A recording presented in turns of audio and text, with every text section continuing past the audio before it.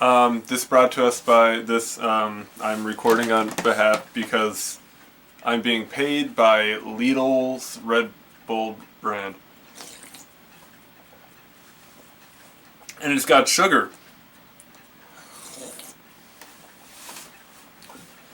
Oh.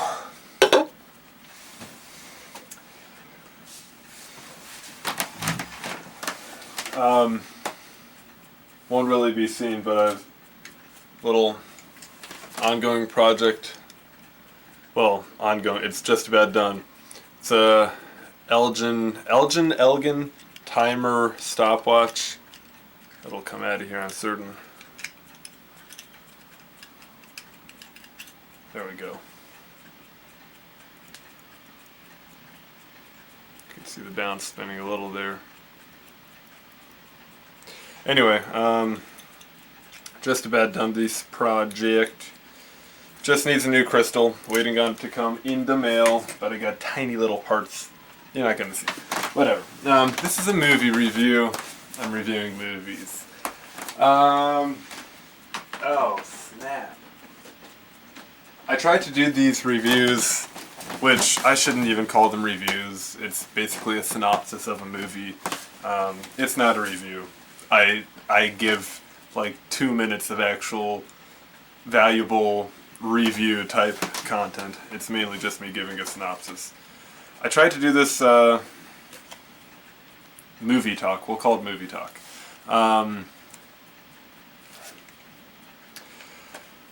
Like a month ago, but the VCR that I have in my room where I do my recording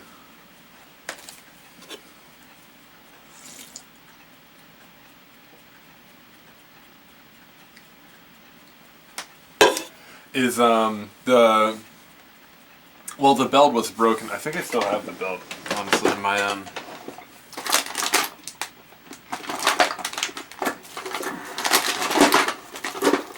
somewhere around here.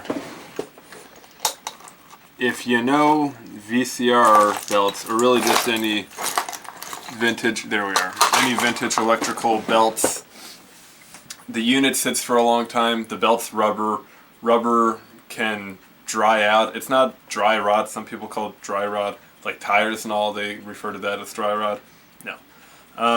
Well, regardless, the belts, if they sit for a long time, as a lot of VCR units do, they'll kind of set themselves in the mold. Like they'll form to the position in which they were left in. Cooper Island Lighthouse. This lighthouse was just last year bought by a private dude, and he's restoring it. Anyway, so the belt on the unit that you can't see sitting beside me looks like this. It's exactly this. So I replaced it with a rubber band a long time ago, and as I was trying to set up a scene to show from each of these movies, like fast forwarding, rewinding really quick through it. Sorry, just looking at the back of this movie. It's a goofy movie, all right. The rubber band snapped, or didn't snap, it just came off the track. So that kind of halted my operations. I did eventually get the VCR fixed, but at that point I did not have the time to talk about movies. So all that said, I don't actually remember if I finished tracking to a certain scene. This one looks like it is tracked. Maybe this is too. Maybe we'll have something queued up.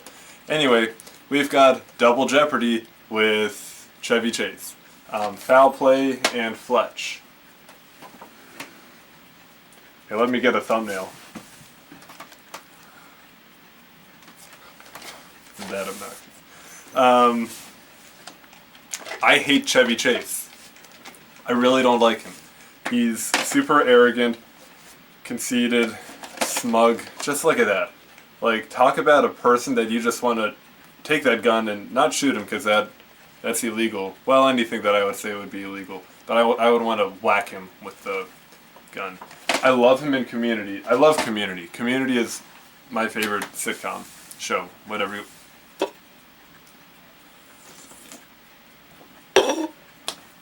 Brilliant show. Once it got its feet off the ground, Season 4, absolute piece of piece of art. It is Dan Harmon's greatest. I think he's made a season 4 Community. Brilliant, flawless season. Chevy Chase in Community. Look, I'm already not even. I have a friend, Hannah, that I send movie review voice memos to whenever I go to the movie theater. Ethan, if you end up watching this, dude, welcome. Yeah, after every movie, I voice memo a review of the movie. It's just like this. It's me giving the synopsis and then like 2 seconds of thoughts on the actual movie. Because I'm no Siskel or Ebert. 2 thumbs up, thumbs down, thumb. You know, people say like the vibe I've gotten of like history is that Siskel and Ebert never agree, that like maybe they weren't friends. Maybe I'm making that up. I don't know. But like that they always disagree. But all of the videos I've watched of them back in the day, like they're always in agreement. So I don't know. Whatever. So yeah, I always voice memo to Hannah these different thoughts on movies and the synopsis. I don't know where I was going with this. Community, I like Community. Chevy Chase, I love his character. He's like a perfect anti-hero, or just like, maybe not anti-hero. He's at times very unlikable, but also he's true to himself in all of his insecurities. And I like the drama behind the scenes of Chevy Chase versus Dan Harmon, and really just Chevy Chase versus the world. And it's a testament to his character. He's kind of a sleazeball, and no one really likes him. Sleazeball may not be the right word, but no one likes him. He's an unlikable person. He thinks that he's really, really hot shit. But he needs to listen to that song Roses by Outkast. Edward Bertrand, I shouldn't say a full name. Edward, if you end up watching this, we're talking about Roses. Full name, who cares? Like, I've got 10 people that watch this. Great. Eddie, my man.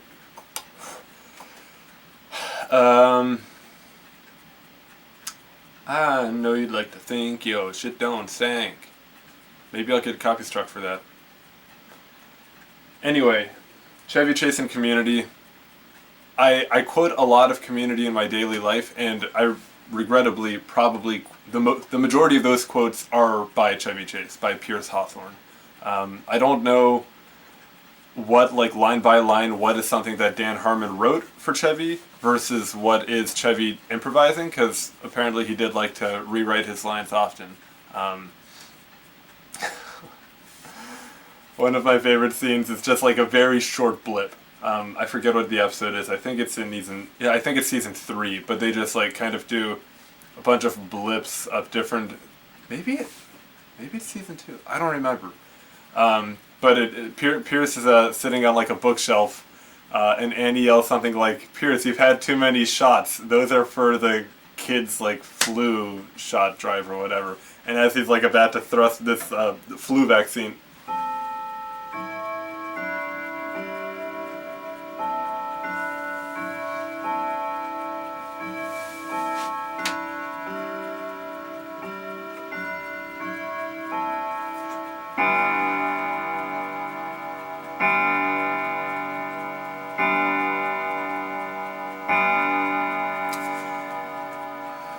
Y'all may see this.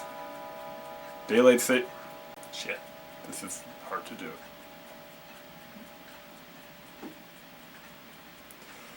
The timestamp here. Daylight savings was recent. This time is wrong. It is an hour earlier. My clock is 5 minutes late. I think it's impossible to get in time. Probably because I have not ever set the beat correct. There's this notch. Oh, my roommate just came home. There's a notch that the suspension spring sits into that should be somewhat level to make it so that the beat, basically the tick-tock, is an even tick-tock, tick-tock. But this guy, I forget its name, is a little curved, so it goes tick-tock, tick-tock, tick, which usually makes it so that the clock will not stay running, but it is running, so whatever. It's hard for me, though, probably because of that, to get it to actually tell good time. It usually after like a week is 4 minutes 4 minutes slow. No, I keep adjusting it so it keeps moving. But whatever.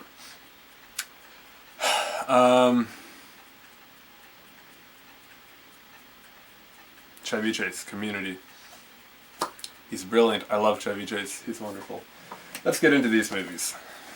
My gosh, I hate him so much. I can't even lie about liking Chevy Chase. Fletch with Chevy Chase. We got it in color. It's rated PG, an hour, 38 minutes. So that's, for you non-hour people, that's 98 minutes. It's a good time.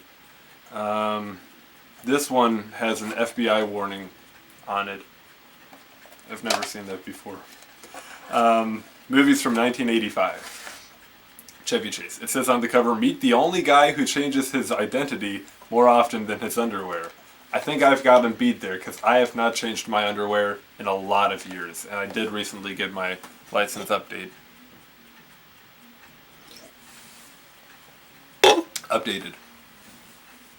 I'll read the back. Chevy Chase is at his hilarious best in this suspense-packed comedy thriller based on Gregory McDonald's bestseller. Irwin Fletch, aka Fletch, which is Chevy Chase, is an investigative reporter who's constantly changing his identity. While working on a drug expose, Fletch attracts the attention of a strange businessman. Hi, Isaac. Isaac? Must be the dog, actually.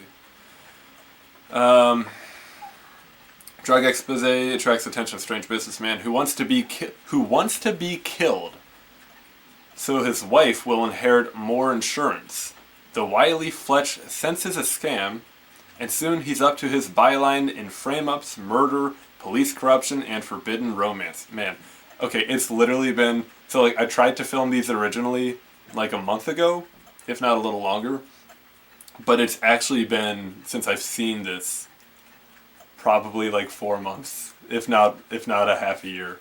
So like reading this, I'm like, oh yeah, I forgot about this really weird storyline. Yeah, police corruption and forbidden romance. It'll be the story of the year if he can stay alive to meet his deadline. Take fast-paced direction by Michael Ritchie. Add an uproarious screenplay by Andrew Bergman. Mix in a red-hot musical score by Harold Faltermeyer, Beverly Hills Cops, if you recall. And you've got the makings of Chevy's funniest chase ever. Yep. So, I forgot how that starts.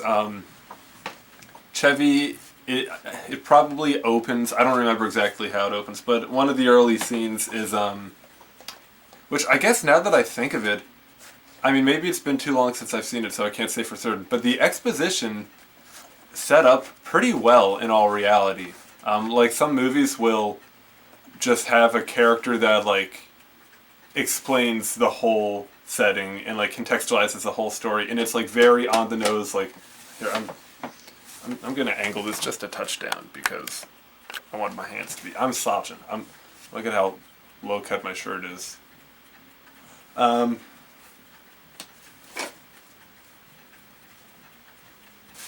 I have a rubber band I can hold? I have hair ties over here.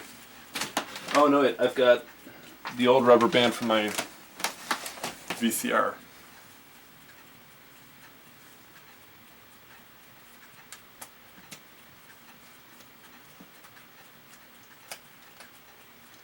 There, I gotta stay modest.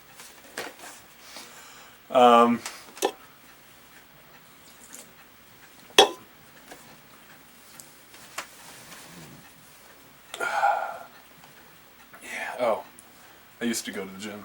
Now I'm a loser.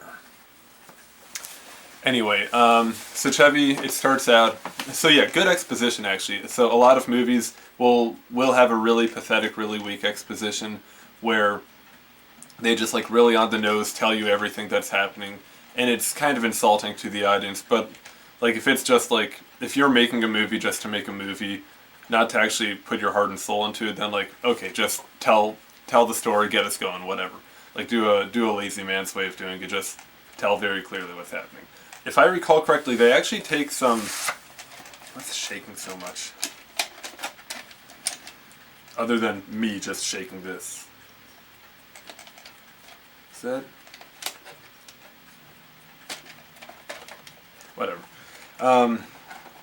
Yeah, they have a pretty seamless exposition. It starts with, I imagine, if I recall correctly, with Chevy on like a beach in probably like Santa Cruz or someplace. Does it say?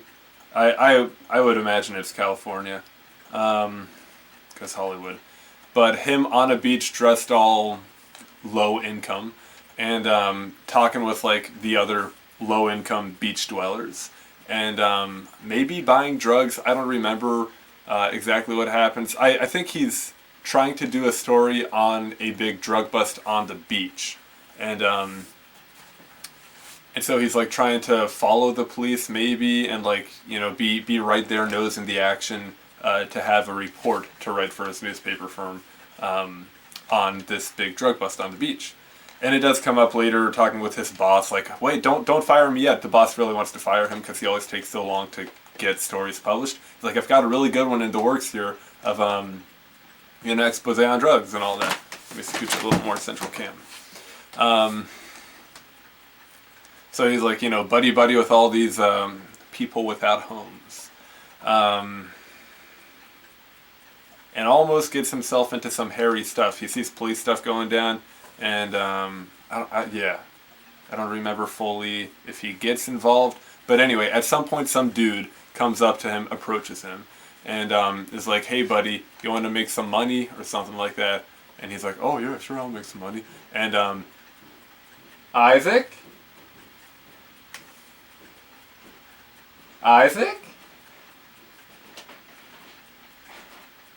okay, that definitely was him.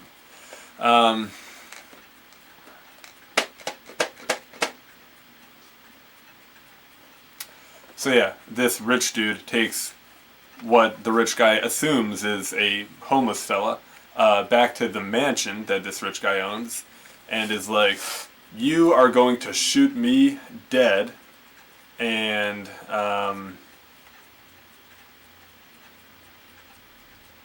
is that this movie or yeah. Sorry, I'm trying to remember. You're gonna shoot me and all this stuff, and I don't remember exactly what happens, but Chevy does not shoot him. Yeah. Does not shoot him.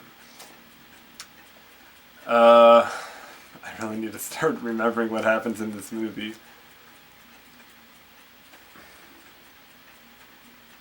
Does he end up dying regardless? The rich guy? Well, Chevy assumes a lot of different identities. He ends up in like a hospital at some point. I think that's the scene that I queued up, if I did successfully queue something up. He ends up in a hospital. There's actually a funny scene as he is doing, made me laugh at least, when he's doing like his investigative journalism kind of stuff, trying to act like different people to get with different sources and like snoop around and be a sleuth. So he like meets, oh yes, that's right, this business person that wanted himself to be killed or framed killed. I think it is. Yeah, it was supposed to be a framed kill, if I recall correctly. I say that a lot. So then he like goes to the doctor of this business person to find out if like the business guy was going to be dying soon anyway, if he's got like any bad health, and he like, just casual chatting up the doctor, trying to like, make it seem like the conversation is naturally leading to this wealthy client of his. And in that scene, like the he goes in for like a fake prostate exam, and much to Chevy's chagrin, he ends up getting the old digit examination, and he does play it off comedically. It made me laugh. I hate to admit Chevy made me laugh, even though he does all the time in Community, but whatever. So he does stuff like that. Later he impersonates a doctor as well to get access to medical files. All the while his boss is like, dude, we're going to fire you. And he's like, no, I've got this drug expose thing, and then something even bigger in the works. So just you hold on to your hat. Does it say the dude's name? Boss Man. At some point, though, he finds out that the drug bust expose that he was working on the beach actually involves dirty cops. And he finds this out because I think he gets in trouble with the cops because they know that he's a reporter. And they're like, hey, stop snooping around this area because we're dirty cops and like we're selling drugs and maybe we're also like, you know, putting the blame on these homeless folk and trying to get like them in trouble so that we can skirt around the law because we're dirty cops. And he's like, ooh, and it goes so far as to like the police chief getting him in a prison cell. No, he ends up being arrested. Hi, Isaac. I'm doing a movie review. I was wondering, because I heard you talking, I thought, I hope he's not on the phone, because phone calls often have multiple people on them, and I'm sure whoever he's talking to is greatly annoyed. So I'm glad to hear that you're giving a movie review, in which case you being the only person talking is acceptable. This isn't your first time on camera, is it? Unfortunately, no. Great. What's the movie? We're doing Fletch and Foul Play, 2 Chevy Chase classics. Do love me some Fletch. Do you really? Yeah. We could watch it sometime. I'm talking about how much I dislike it. When I was a kid, we had the second one. I forgot that they made a Fletch too. And Fletch Lives or something like that. It was quite the time. Was it any better than the first? I actually don't know if I've ever seen the first, but I've seen that second one multiple times. We can watch this. Maybe we will. It has its funny parts. I overall just don't like Chevy Chase, so yeah. Well, that's unfortunate considering you live in the state of Maryland. I know, right? But the Chevy Chase that Maryland's town is named after, maybe the dude too. There's a ballad of Chevy Chase. That's like an old English-Irish tale that's about a old battle that took place. Well, so that's the original Chevy Chase. Yeah. Very good. Okay. Don't let the door hit you. Ow! It hit him. Where were we?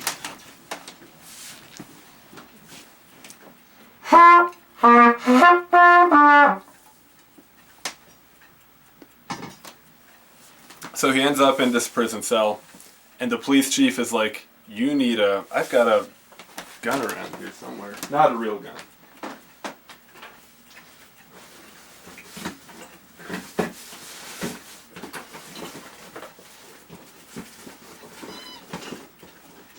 Oh, is it back here?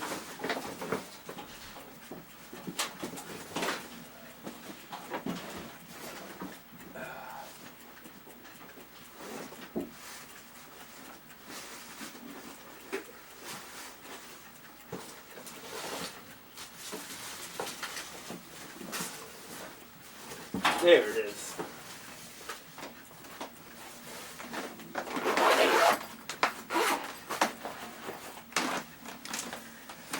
The police chief is like,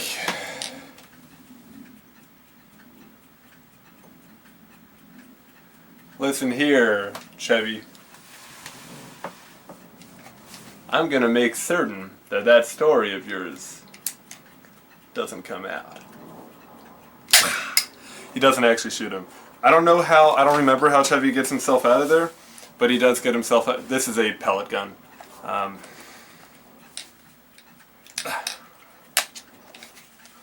Ready? It's gonna be really freaking cool. So Chevy does get himself out of there, but no worse for the wear, shall we say. He's on edge, and let's watch this clip. We need to get things moving a little, you know. We're feeling a little slow. I think I actually have a movie in here. Yeah, Charlie's Angels. I was watching that last night. Wacky freaking movie. Holy cow. Let's get this camera turned around to face the action. I haven't seen any action all day. Huh? Action? That's Larry the Lobster. And SpongeBob. Yep, that's the TV we're using. It's a Sylvania. Or Silvania. Okay.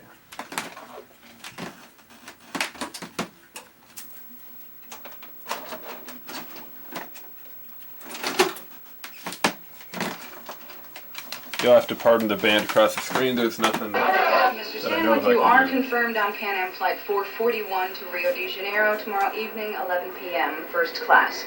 That's terrific, thank you. You reconfirmed this morning. You bet I did. I'm a bearer for detail. I hope there's nobody sitting next to me.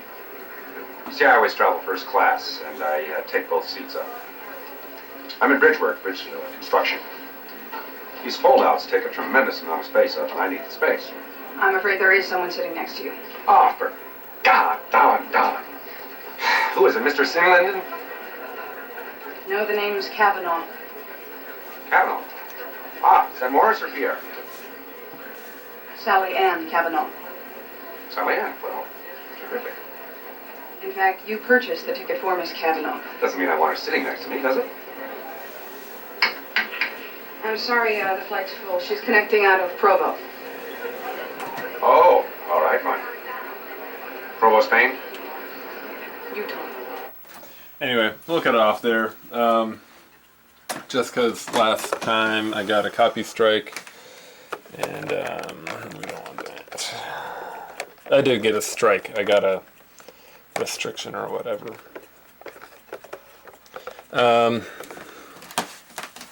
Yeah, you can see how delightful of an actor he is, and how suave he is in this movie. See, I forgot that I had that scene queued up. I thought I had one about one in the hospital queued up, but whatever. That reminds me though. So the business person that wants himself framed, Chevy ends up working with this dude's wife quite a lot, but she doesn't know that he's a private investigator.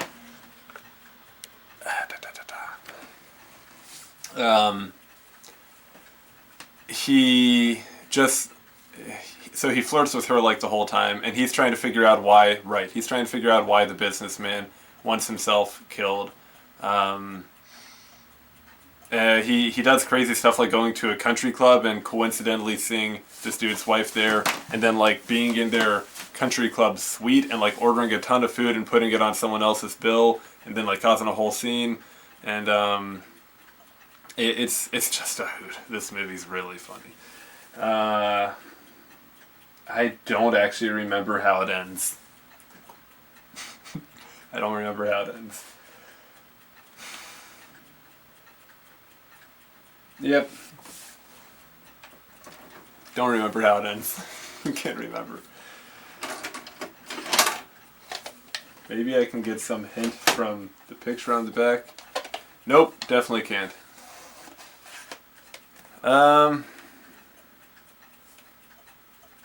Yeah, altogether, if you like Chevy Chase movies and if you're a fan of 80s comedies, like I don't think it's anything special. It's just another fun movie. I think if you watch it with other people, it's probably a lot more fun because like you get that crowd dynamic.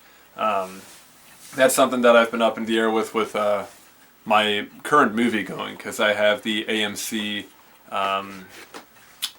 whatever it's called, Stubs membership, where you get to watch 3 movies a week for 1 monthly price. It's pretty good if you like going to the movie theater. But within that, like I know that a lot of directors write their movies and make their movies with the intention that that this will be viewed on a big screen with a audience full of strangers, and that does absolutely impact the appeal of the movie. Having other people laughing gets you laughing too, and just the general emotive miasma, I'll call it, of the theater is a contagious thing, whether it's laughter or any other emotion. So I do, with my current movie going, I like to go by myself, and I also like matinees, but that also means that usually there's like 1 or 2 other people in the theater, so I certainly am missing some sort of crowd dynamic with that. Matter of fact, I just saw Nora the other day, which is genre generally as a comedy. I suppose probably also a romance, but its main genre is a comedy. And I talked with Ethan. Ethan, if you watch this, you know yourself, and you know maybe what he said. And he said it was like one of the funniest movies he had seen. Like super funny, and I imagine he saw that with a full crowd, or at least with other people that he knows. I saw it by myself, and there was maybe like 5 other people in the theater, and I did not think it was like funny. I thought it was very dramatic and pretty heavy at a lot of times. Like even watching it, like there are funny bits here and there. That's just like, oh yeah, that's funny. Like that's a thing that happened to humans, and like it's relatable. It's a funny thing that's come to pass. And I suppose in a cosmic sense, the whole plot of the movie is funny. But I really do wonder, and like I've seen reviews that say that it's a hilarious movie. To some degree, I would like to see it again with a full theater, just to see where the audience is laughing, and to see if even like for me, if it pulls that up out of me on a second watch, that suddenly I see it and I'm like, this is funny. But like altogether, it's just like this is a heavy downer movie. So yeah, at odds about going to movie theaters during the matinee, because I like watching movies alone, but also I'm probably not getting what the director intended if Anora was not at all funny to me. At least not something I would have called a comedy. I feel like most movies, even serious movies, they usually have something funny happening. Like I just saw Elevation as well, sci-fi movie, sci-fi action, which don't get me started on modern sci-fi. But that's a serious movie, but there are a couple things that made me laugh throughout, so whatever. So yeah, that to say, maybe me and Isaac will rewatch this together. Isaac is a good laugher. He laughs quick and easy at movies, so maybe I'll have more to say in the next video about this. I'm bummed that I forget how it even ends, so sorry about that. I'm a terrible movie reviewer. Oh, here, let's give it a tentative review. All that stuff said, it is just like another 80s fun movie. There's, it's one in a million here. One of a million. There are so many movies like this out there that are just fun movies, but there's nothing really special about it. So I would say on a sliding scale from 0 stars to 5 stars, 5 stars being best movie I've ever seen in my life, 0 stars being like avoided with all passion, and a 3 being like, it's a movie, take it or leave it. I put this, Siskel and Ebert had it down with a thumbs up, thumbs down. Although I'd say probably something like that. Because this, I feel like it's just a solid 3. Like I wouldn't say you've got to watch Fletch. I wouldn't say, oh, you have the opportunity to, don't watch it. Yeah, I don't know. It's just a movie. Solid 3. Nothing up or down. Foul play though. Goldie Hawn. Goldie Hawn. The loveliest lady of 1978. I still want to watch Overboard with her. I hear that's good. Abed Nadir speaks well of it. So foul play. The back says, this one I remember a bit better. Beware of the dwarf, whispers the hitchhiker to the beautiful librarian, Goldie Hawn. Marian Librarian. From The Music Man. I always sing to the theme of Stadium Arcadium by Red Hot Chili Peppers. So I am a little bit screwed up in the head. We're going to try to keep this under, I doubt we'll keep it under 50 minutes, but we're not going to exceed an hour. Beware of the dwarf, hitchhiker to beautiful librarian, as he dives midway through a screening of The Gun Is Mine. Suddenly, Han is propelled into a world of wild chases, bizarre attempts on her life, and deadly encounters with an assortment of weird underworld characters. Academy Award winner Han teams with Chevy Chase in his first starring motion picture assignment. Really, this was his first? And with hilarious results. Wow. Chase plays the handsome San Francisco detective who becomes personally and professionally involved with all the odd things happening to Han. co-starring a pre-Arthur Dudley Moore in one of his most delightful comic turns. So this is 116 minutes, which for you non-hour heads is...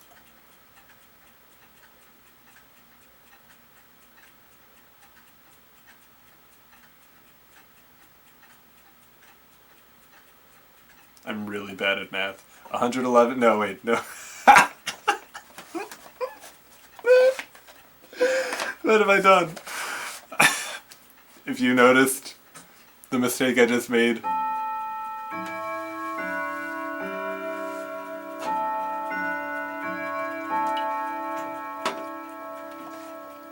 If you notice the mistake I made, disregard it. Forget everything I've said. Yeah, okay. Here, I'll say it. So, Fletch, I put this in backwards. I'm a sinner. Fletch, it says on it, an hour, 38 minutes. And so I converted it to just minutes, not hours for y'all. This one, just cause, this one says on it 116 minutes. So it already is in not hour form. And I just started to convert it to not hour form, but it's already there. Which is why it wasn't working in my head. I was like, wait, what? 1978, year of my first vehicle, 1978 Ford F100. Chevy Chase Goldie Hawn. This one, I don't remember how it starts, but early on at least, Goldie Hawn is driving around, beautiful scene, like California mountains, maybe by the water. And she picks up a hitchhiker who's acting very strange, and she plays a very naive, like doesn't notice, oblivious rather is probably a better word, a very oblivious hottie. That's like a very modest hottie. You know, I think actually the opening scene might have her with a friend talking about like how she's not in a relationship and she should get in a relationship. And they're at some party and Chevy Chase is like milling around in the background and like makes eye contact with Goldie and tries to be flirtatious from a distance, but ends up like making a big mess out of the catering table and dashing old Chevy Chase. Anyway, so Goldie picks up this hitchhiker. He's acting very, very peculiar, and she's like not picking up. And he ends up, I think, like hiding a carton of cigarettes or a cigarette box, not like the carton of like 12 cigarette packs. So he hides a pack of cigarettes in like either her car or her purse or something like that, and like cameras drawn heavily to it, so you know that this is something to pay attention to. And then Goldie, with the idea of like, oh, I should start seeing people, is like, hey, do you want to meet again? And he's like, yes. Maybe not exactly how it happened. Again, this is a movie I saw like half a year ago. So they end up meeting again to go on a date to the movies, which the back of the cover there already explained. And while at the movie, he shows up really late to the movie. Goldie even thinks that like he's been that she has been stood up, but he shows up eventually, and at some point Goldie notices that he is bleeding heavily, and she's like, she freaks out. She goes, gets the manager, has the movie stopped, and she's like, there's a dude that's like been shot or stabbed or something like that in the movie theater, and like and so they go, he's gone, he's disappeared. But he was asking for the cigarettes, I believe, because like there was something hidden in the cigarettes. You know, the cigarettes are important. Goldie doesn't realize that she's very oblivious. And beware the dwarf. He does say beware of the dwarf before he like disappears. Goldie then starts having quite a time. Her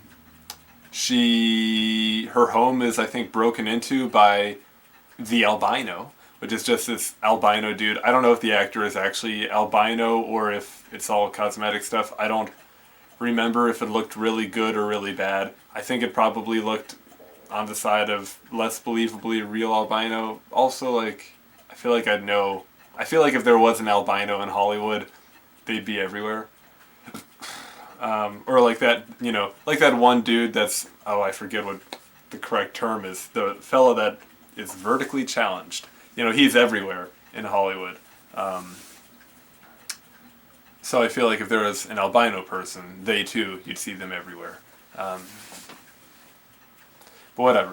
So he probably isn't actually albino.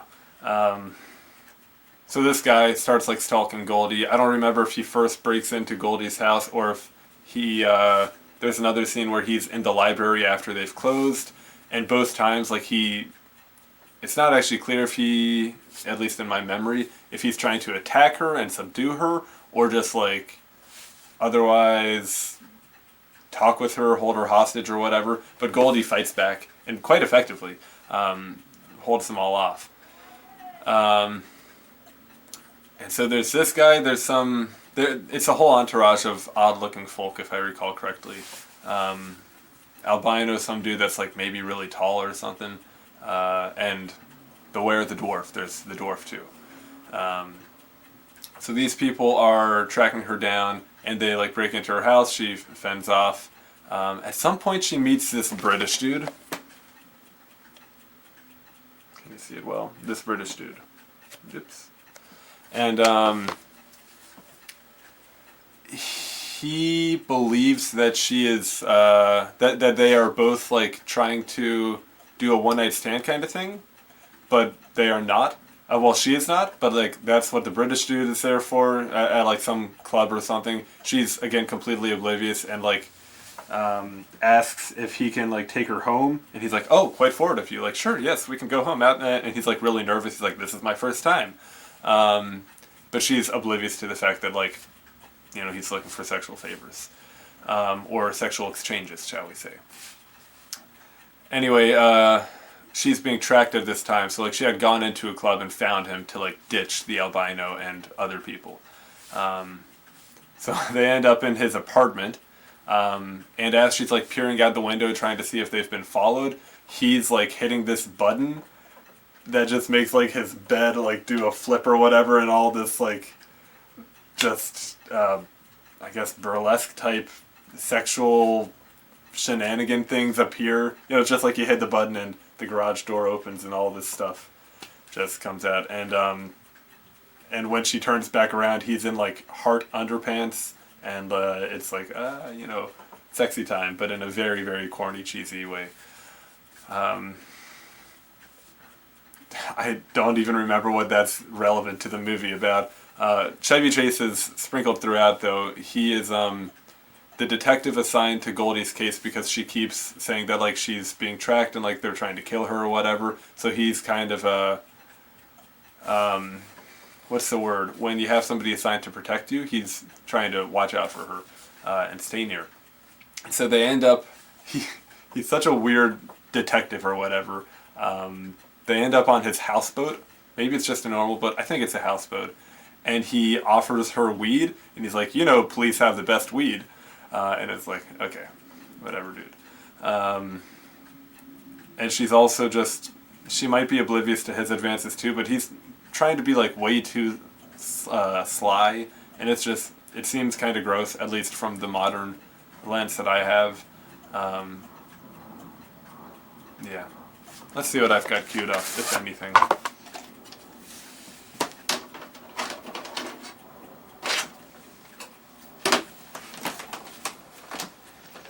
This is going to be like one of my worst reviews. This is because I just don't remember what happened in the movies. This will be good for the people that like YouTube videos that sorry, not thinking as I focus on this. Good for people that like to put videos on in the background just to have something playing. But not good for people that actually are interested in a movie review. So, sorry if that's you. Let's see what we've got.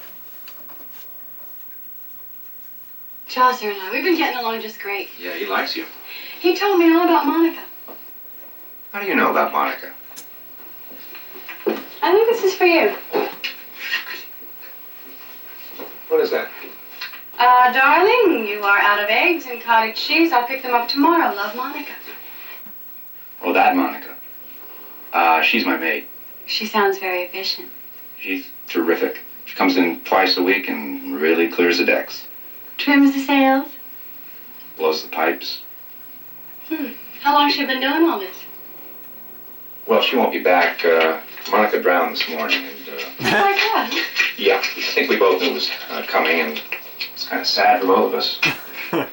Good shot. How about a joint? No thanks. You sure? You know what they say. Cops have the best dope. No, I don't do that anymore. I don't think it's necessary. Right. Just testing. Never touch it myself. Not me, no. Anyway, so yeah, that scene that I was referencing, I actually had queued up. Excellent. What are the odds?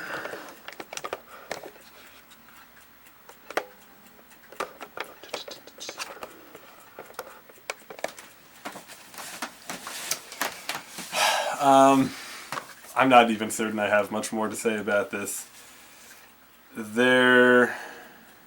This movie, I think, started maybe fully opened with the murder of some like religious figure. How does it end? Oh no, this might be a twofer.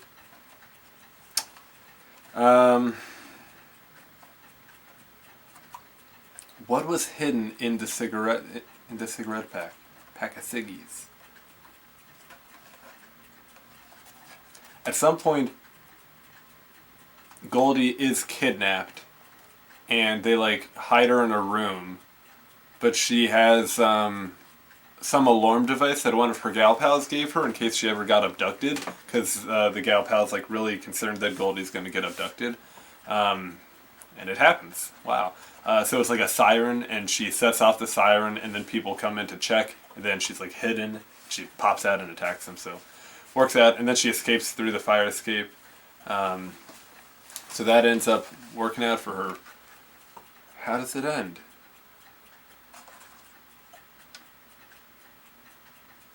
I know the British dude ends up playing an important role. At like some pivotal moment, Goldie asks him to call the police, and he's nervous about the police coming because he thinks that they're going to arrest him for like seeking out sex. Maybe they're at a strip club or something like that. I don't know. But I imagine Goldie and Chevy Chase end up together in the end. Oh, snap. Maybe I'll rewatch that one with Isaac as well, and I'll come back and say something more about it. This one as well is just another movie from now the late 70s. Clearly it's not super memorable to me. What can I say? What can I say except I'm sorry. I'm sorry.